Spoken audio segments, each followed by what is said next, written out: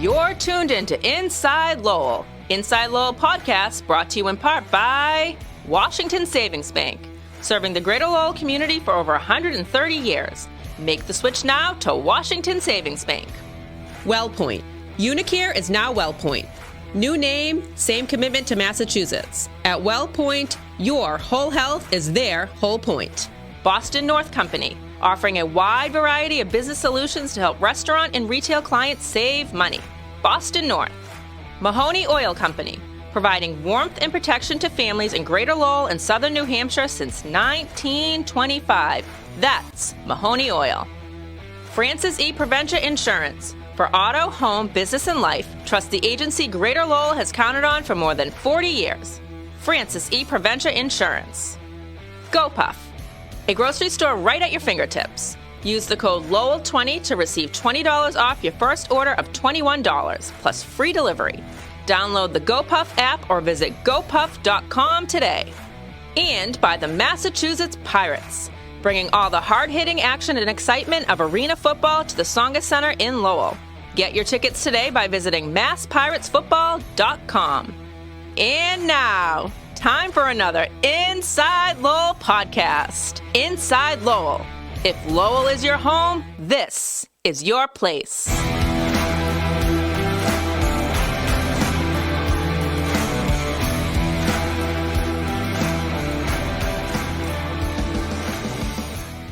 Hello again, everybody, and welcome to another Inside Lowell podcast. I am your host, Teddy Panos, coming to you from the WellPoint Studios here in beautiful downtown Lowell. Unicare is now WellPoint. New name, same commitment to you and to Massachusetts. At WellPoint, your whole health is their whole point. And we certainly thank WellPoint for helping to make this podcast, all of our Inside Lowell podcasts here in the WellPoint Studios. And we thank all of our sponsors as well for helping to make Inside Lowell possible. Inside Lowell, as we like to say, if Lowell is your home, this is your place. Got a great guest joining us today. He is the new coach of Lowell High School. Meet the new coach, same as one of the old coaches. Scott Boyle is joining us here in the WellPoint Studios. Good morning, Scott. How are you, man? Thank you very much. Great to be here, Teddy. I appreciate it. Great to have you here as well. I was kind of doing some quick research here and to prep for our discussion, and I looked and I said, wow, 1997 to 2006 was when you first coached the program. I can't believe it's been almost 2 decades since you've been gone. It kind of seems like you've been here all along. I think for me, I I've taught here and worked here in Lowell my whole life and live here. So it actually doesn't seem that, for me, like that long, like I've been away. Yeah, so you left Lowell High as a football coach, but you still coached basketball till you said 2013, 2013, right? yes. And then you kept busy. You were coaching at Bentley, Fitchburg State, back at Bentley, right? Yes. So for football-wise, I was at Bentley from 2009 till the spring of 2013 and went to Fitchburg State from 2014 to the spring of 2017, and then I was back at Bentley this past fall. So I've been in college for like 9 years, actually 10 with a year at St. A's when I left Lowell High. And it's interesting because every time there was a job opening at Lowell High football, and there's been a lot of them since that decade run that you had there, your name always would pop up. People, we got to get Scott back. We got to get Scotty back. We got to get him back. And there was a couple of times there where folks thought you were actually coming back, and it didn't happen. Why is now the right time? What made you decide to come back now?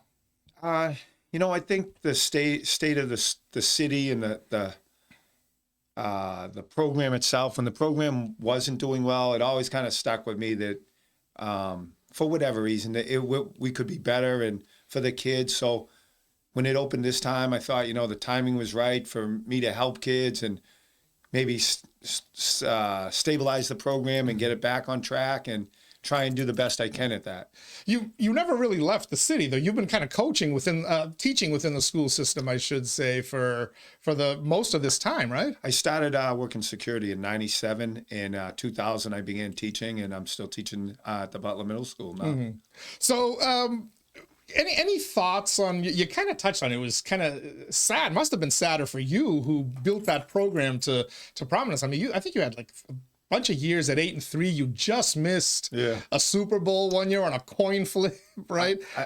Yeah, I think the things that are tough, like when I was coaching, and tough for all coaches, was only one team from your league got to go to the Super Bowl. So we were 8-2 numerous years, 9-2 one year, and we lost one league game, and you'd never get an opportunity for the playoffs. Even though I thought our kids did a great job and kept play through to the end of the year, now it's, you can lose a game early in the season, and they have the playoffs. So it's an exciting time. You don't have to be perfect and win the league and have a perfect record. You just keep getting better and better, and the playoffs create that, like, as a team, something to look forward to. It come November, end of October, November. So what happened to the program? Why has it fallen on some tough times? And there've been a couple of good years in there, but a lot of years struggling just to be a 500 team. Sure. Some folks say, well, the coaching never lived up to what it was like from you and Walter Nelson and Scannell and of course the legendary Ray Riddick. Sure. Others say the demographic of the kids attending Lowell High changed, and there wasn't a football, upbringing to kind of help with that. From where you stood, what happened? I think it's probably one of the hottest jobs to do at any school, any city, being a high school coach, and let alone football, where it's a numbers game. So like maybe the basketball coach, he can get away with 5 to 8, 10 kids, and football you can't. So I think take away the coaching part and just look at it and say, if we can get higher numbers and promote it at a younger age and really develop that youth program, I think maybe that's where it went off track a little bit, and creating that interest in the love for football. And, COVID obviously at that little standpoint maybe gave a reason for kids not to play. But I do think the kids are out there, and it's just maybe going out and have that initiative to get that going in younger ages and create that interest. So how do you go about creating that interest? I've been watching the Lowell High football social media pages are certainly a lot more active now, and it's heartening to see you kind of talking to a room that looks like it's got dozens of kids there. It's 40, 50 kids. What are you saying to them? How do you go about getting them interested in that program from the young age where football becomes the culture, as opposed to, I'll go out for the team this fall. It looks like fun. So for our guys, the guys that are at the high school now, we've been averaging 60 kids in the weight room, Monday, Wednesdays, and Fridays, early in the morning, 6 to 7:30. And we did have a meeting where we had 125 kids from the school attend, including the 60 that generally show up. I think it's more like what I said to the kids was, I'm not just here for a coach for football. We're here to give you support in the school, support socially, support at home. Whatever help you may need as coaches, we're there to, provide that for you. So we try to make it just more about football, because I think with the Lowell kids, and maybe kids in general, but once they trust you and know that you care about them, they're willing to work and do whatever they can in their sport or to kind of have that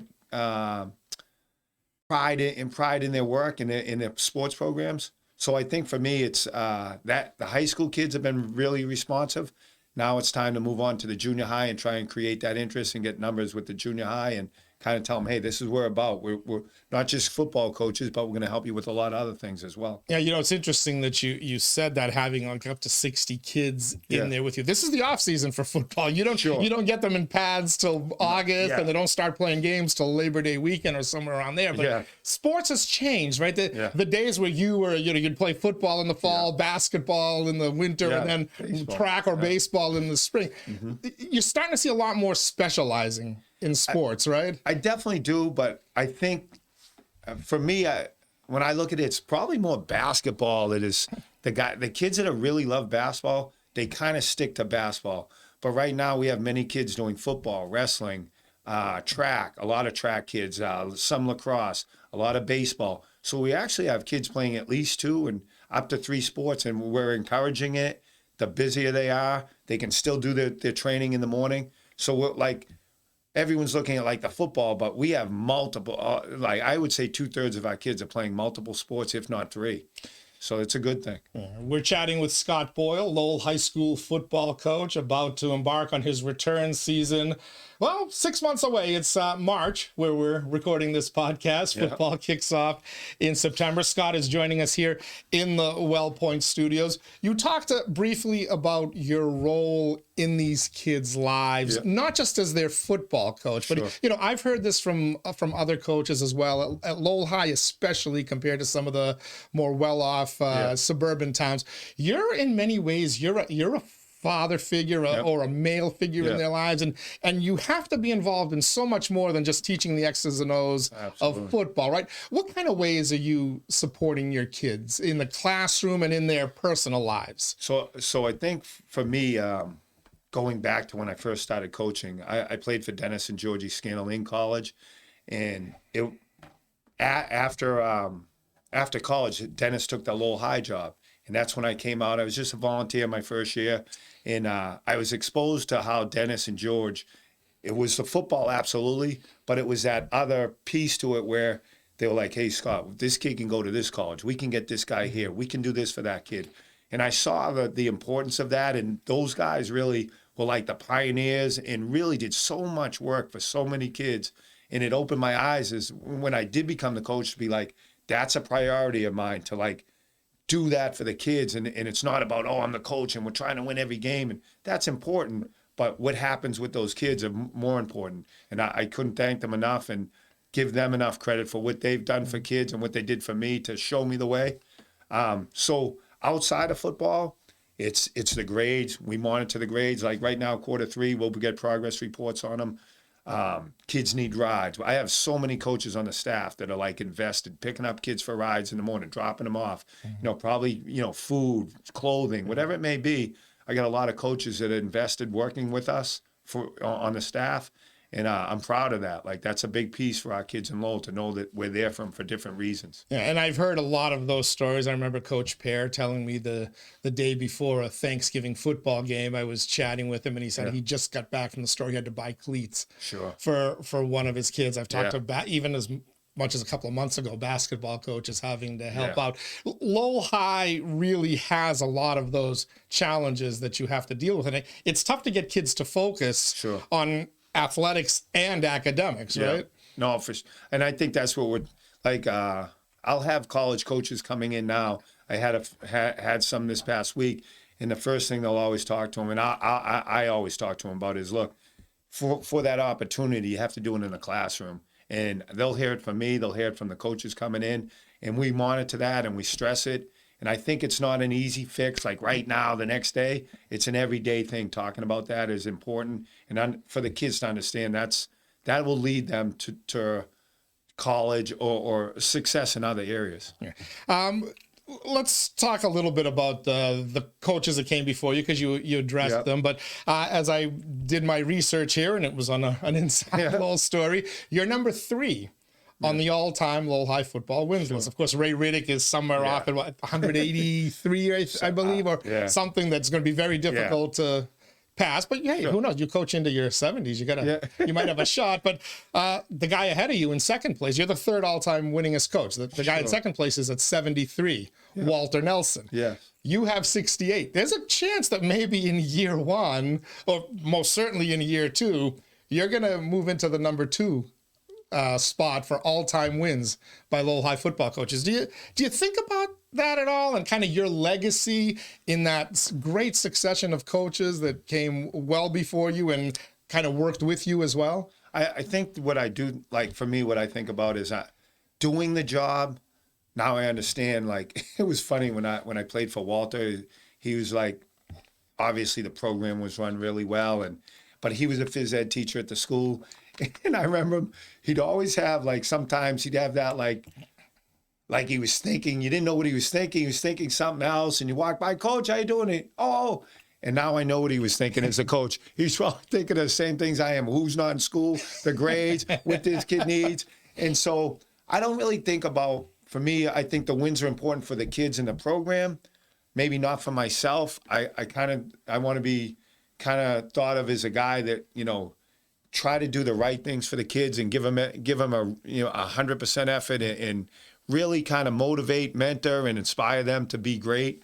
Because I think, like I'm telling the guys right now, like, you might have been down for whatever reasons. Whatever happened, I really don't care. But I see greatness in our kids, and I want them to understand that it's there for them. If they work for it, anything's possible. So more so along that lines than, it'd be great to be named with Walter and those guys, but they did a great job, and I don't want to ever say, I did because I won more games, I was better. I'd like to just do what I can do for the kids, you know? You must be excited about some of those efforts that have been taken on both by the city and the school department, but also by some private groups that are raising funds to kind of remake Colley Stadium and the facilities there for the players. Sure. Do you think about what it's going to be like to actually have like some real locker rooms and I think a weight room is part of the plans out there and stuff? You know, I think it's important for the kids, especially the kids. They're working really hard, and you want the best for them, and they should have the best. If we can provide that, it is a school system in a city, and I think the city's working hard to do that, for a locker room, for a weight room, and I think the kids would appreciate that, and I know as coaches, we all would too. So I think it's a group effort, everyone working together, and I think that will happen, and it'll be great for our sports programs. So those multi-million-dollar upgrades will benefit all of the programs that use Colley. However, you still need to do some fundraising for Lowell High football, and I'm looking here on my computer screen here. Thursday, April 11th, one of my favorite local restaurants, Cavaliero Steakhouse. You've got a fundraiser out there. Tell the folks who are watching or listening to this how they can help you out and have a fun night. So right now it's April 11th, Thursday night at Cavaliero's, and we thank them for giving us the opportunity to have it there. We are setting up a Venmo account if you can't make it and you want to do that. So that will be online. We have other information. We'll send out emails if you want to donate, and we'll, whatever, $5 or more, whatever you want to do, we'd appreciate it, and it'll go right 100% to the kids. And we're looking for a great turnout. We've sent out a bunch of stuff, social media, phone calls, texts, emails. So we're hoping for a big night for that. And for folks wondering, what kind of things will that money and all the fundraising that you're doing, what will that allow you to do for the kids? So anywhere from uniforms to stuff that we need on the field to gear for the kids, stuff for the weight room, 100% whatever requires for football will go to those kids. We've outfitted them right now. They got workout gears in the morning. They're going to get sweatsuits. We give them multiple different T-shirts, backpacks, hats, whatever we can do to, put the logo on it, and they can have for themselves. And if you haven't participated in sports, you might not understand. But I remember it back in my high school days playing basketball. You get those practices, just something like that. It means the world to a kid because you get a sense of belonging. You belong to a team. You belong to a group, and it's those are the kind of things you remember as a kid. No doubt. So when I first started out. Or I actually went into the weight room before I got the job, and the kids were they had slides on. Every kid had a different color T-shirt on, no shirt on. This is before I got the job. So right when I got the job, I told the guys, look, in 2 weeks, we'll have shirts, shorts, Lowell football. It'll all be the same color. We're black on black, and you have to earn it. I'm not just going to hand out every kid. And the kids earned it within the first 2-3 weeks by showing up. And pretty much almost every kid comes in with that gear on. And like you said, I think it's a pride of being part of something and displaying that, and they can wear it out in the school. And I think that's an important part of the program. All right, one more time. April 11th is the fundraiser. How do folks find out more and help contribute? We'd love to have them there, but if they can't make it, they can still help, right? Oh, yeah. So we'll set something up. I believe Kevin Conley and Coach Healy are setting stuff up online if you want to do it that way, and we're going to get that set up as soon as possible. We do have our Instagram site. We'll have information about it on that. And it's been kind of more by individual coaches. We've been working our own networks. So we'll try and even get it out as much as possible on any more social media. Have you seen the schedule? Has the schedule come out for the 2024 season? For football? Yeah. Yeah, so it's the same schedule they had this year. It's year 2. So whatever they played last year, this is the second year of it. So we have a full schedule intact, and it's a really good schedule. I mean, we play for a large school. We got Andovers, Methuen, Tewksbury, obviously Haverhill on Thanksgiving. We start with Nashua and Westford. It's a good schedule for sure. I was going to ask, do you know when the opening game is? We're playing Westford Academy at home. All right. Yeah. Looking forward to it. Sure. One thing I'd like to say is I'd like to thank, the head of schools, Mr. Fiato, and the AD, Mr. Ouellette, Scotty Ouellette. They've both been super supportive of the football program. Just like, Mr. Fiato said it to me a number of times, like, hey, let's do this together. And that support has meant a lot, not for me, but the kids see it. The kids see the AD He's at our lifts. He comes in every day, swings by, and I think that's been a great thing for not only me but the kids, and I appreciate that. Yeah, and there's something about a football program. All teams are great, all the programs, boys, girls, whatever the sport, and you rally around. Yeah. But I don't know if it's because football is just once a week, and it's usually a Friday or a Saturday, and it becomes a communal gathering spot, Sure. and it becomes a source of community pride, like none of the other sports, unless you have like a title winner, right? Sure. And I go back to like the days of Charlie Ryan. He was actually way ahead of his time. And Charlie, with the program, we used to look at it, we reaped the benefits of it. He promoted his program. We had unbelievable crowds, but he was always out doing that. If he ever had social media, Charlie would have been known around the country, because think what he did without it, right? Right. So I think for football, it's the football really, for us, that's where we want to get it, promoting and have that event on that Friday night. Not just for the players, but for the students at the school, create an atmosphere out there where we can get the kids and they're like, hey, let's get to the game and see some of our guys play in an exciting atmosphere.